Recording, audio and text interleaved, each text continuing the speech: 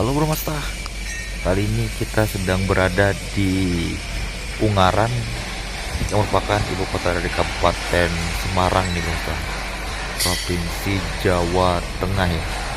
Kali ini kita sedang melihat, buat Bro Masta yang penasaran, kira-kira chassis dari Scania ini akan dibikin apa ya? Double deck atau SHD? Kira-kira buat Masta yang tahu bisa coba komentar nih di kolom komentar. Nah, ini kita lihat pada rodanya ada lambang Scania nih Bro Masta, yang masih kinclong. Nah, kita coba lihat ke depannya nih.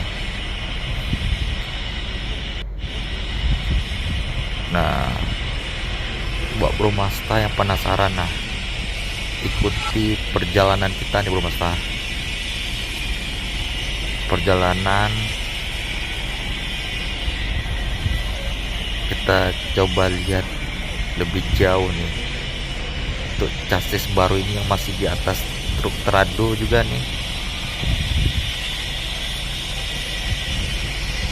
Kira-kira dibikin apa ya?